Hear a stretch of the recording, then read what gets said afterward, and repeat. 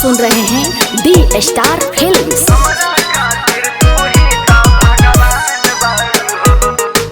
Krishna recording studio Delhi.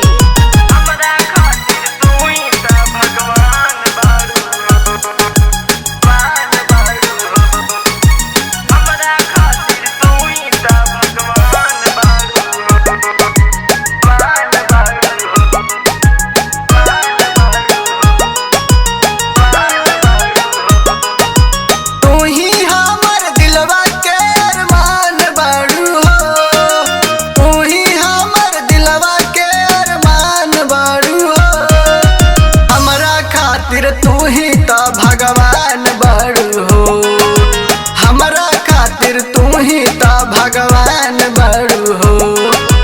तू ही हमर दिलवा के अरमान बड़ू हो, तू ही हमर दिलवा के अरमान बड़ू हो। हमरा खातिर तू ही तो भगवान बड़ू हो, हमरा खातिर तू ही तो भगवान बड़ू हो।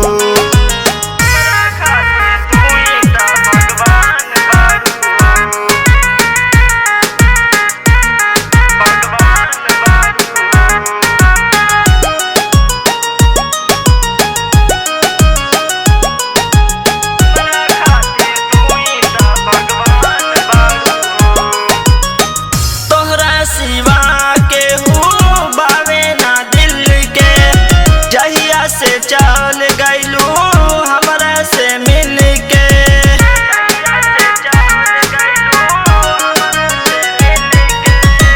आर के सिंह दिल के फीलिंग बतावे, मुन्ना अरमान के हो जाने ना पावे। कहीं कसम खाके ते हब ना धोखा, खुद से भी ज्यादा करी तो पे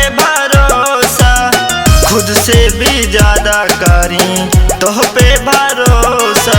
तू ही ता जिंदगी आ जहान बारू हो, तू ही ता जिंदगी आ जहान बारू हो।